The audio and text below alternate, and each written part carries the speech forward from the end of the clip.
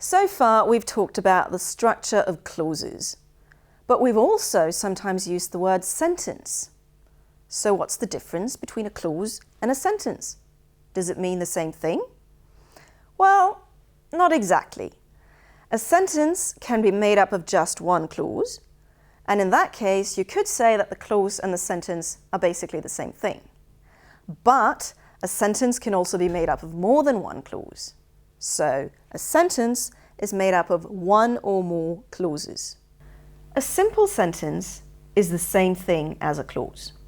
So, for example, Jean works hard on her linguistics assignment is a sentence that consists of just one clause. We can see that it's a clause because it's made up of a subject, which is Jean, and a predicate, works hard on her linguistics assignment. However, some sentences are made up of more than one clause, like these ones. When he comes, we will go to the movies. I drove to work, but Peter took the bus. I can't help you if you won't tell me what's wrong. You can see that each of the parts in brackets is a clause of its own because they each have a subject and a predicate. So in when he comes, we will go to the movies. He is the subject and comes is the predicate of the first clause, and we is the subject and will go to the movies is the predicate of the second clause. In I drove to work, but Peter took the bus, I is the subject and drove to work is the predicate of the first clause, and Peter is the subject and took the bus is the predicate of the second clause. In I can't help you if you won't tell me what's wrong, I is the subject and can't help you is the predicate of the first clause, and you is the subject and won't tell me what's wrong is the predicate of the second clause. You can see that in these sentences, the individual clauses are typically linked up with conjunctions like when, but, or if. You may remember that there are two types of conjunctions called coordinating conjunctions and subordinating conjunctions. When we link up clauses with conjunctions to make a larger sentence, the type of sentence that we get depends on what kind of conjunction we use. A compound sentence is made up of two or more independent clauses, which we also call main clauses. Usually, these clauses are joined by a coordinating conjunction, like and, but, or. Remember that coordinating conjunctions link up two things that are of the same type, such as two noun phrases, two adjective phrases, or two clauses. When a coordinating conjunction is used to link up two main clauses, the result is a compound sentence. These are examples of compound sentences. I drove to work, but Peter took the bus. We cut the cake, and everyone had a piece. I did the laundry, while my brother did the washing up. All of these sentences combine two independent statements. They talk about two separate things happening. So, I drove to work, but Peter took the bus. I drove to work is one thing that happens. Peter took the bus is another thing that happens. We cut the cake and everyone had a piece. We cut the cake is one thing that happens. Everyone had a piece is another thing that happens. And in I did the laundry while my brother did the washing up, I did the laundry is one thing that happens. My brother did the washing up is another thing that happens. So, I drove to work and Peter took the bus are independent clauses that could be used to talk about different things that happened at completely different times or in completely different places. What we do when we bring the two clauses together and link them with a coordinating conjunction is to suggest that there is some sort of connection between the two. So when I say, I drove to work, but Peter took the bus, I'm contrasting the two events. That's what but does. And because I'm bringing them together like this in a sentence, I'm implying that they have something to do with each other. For example, that Peter and I work in the same place and we get there at about the same time, but in different ways. When I say, we cut the cake and everyone had a piece, I'm implying that I'm talking about the same cake in the second clause as in the first clause, so that the thing that everyone is having a piece of in the second clause is the cake that was cut in the first clause. That's what the conjunction and does in this particular case.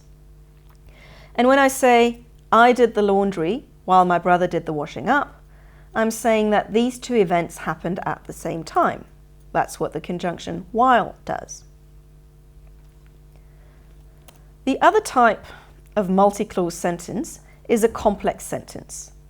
A complex sentence is made up of a main clause, which tells you what actually happens, and a subordinate or dependent clause, which adds some sort of background information. There are different types of subordinate clauses, and we'll look at them in more detail in the next lecture. For now, in order to explain what a subordinate clause is, we'll look at sentences where the subordinate clause tells you something about the circumstances under which the event of the main clause happens. So, for example, when or why it happens.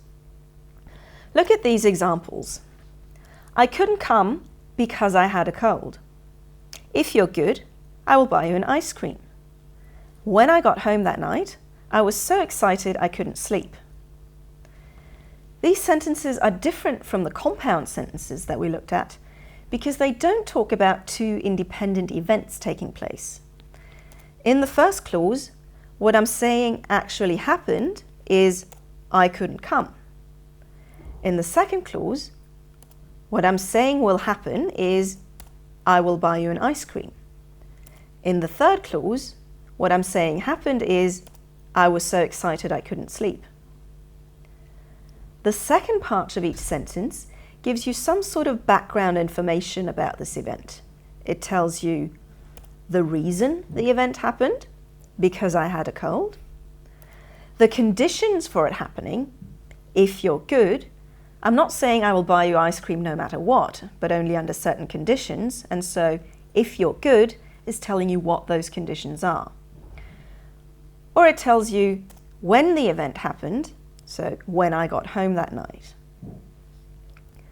The part of the sentence that tells you what actually happens is the main clause.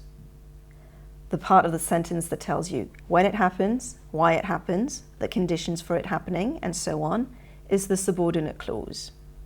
In these examples, the word that introduces each subordinate clause, because, if, and when, is a subordinating conjunction.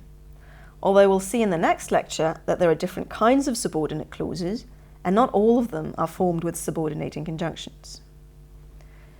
You'll notice that the order that the clauses come in has nothing to do with which one is the main clause and which one is the subordinate clause. The main clause can come before the subordinate clause, as in, I couldn't come because I had a cold. But the subordinate clause can also come before the main clause, as in, if you're good, I will buy you an ice cream, or when I got home that night, I was so excited I couldn't sleep. In fact, we could change the order of these clauses around. We could say, I'll buy you an ice cream if you're good, or I was so excited I couldn't sleep when I got home that night. What makes something a main clause or a subordinate clause is not the position that it's in the sentence, it's the function that it has in the sentence. If it's the clause telling you what actually happened, or the bit that gives some background information. Now, because subordinate clauses just give some background to the main clause, they're also sometimes called dependent clauses. Because they can't stand on their own, they depend on the main clause. To summarize, these are the main differences between compound sentences and complex sentences. Compound sentences talk about two different things happening and suggest that there's some sort of connection between them. They're made up of two main clauses, which are usually linked by a coordinating conjunction. Complex sentences describe one thing that happens and gives another event as some sort of background for the thing that happened. This background information could be, for example, when the event in the main clause happened, why it happened, how it happened, or the conditions for it happening. Complex sentences are made up of one main clause and one subordinate clause. The subordinate clause may be introduced by a subordinating conjunction, but this depends on what type of subordinate clause it is. The different types of subordinate clauses are the topic of the next part, so make sure you understand what a subordinate clause is before you move on.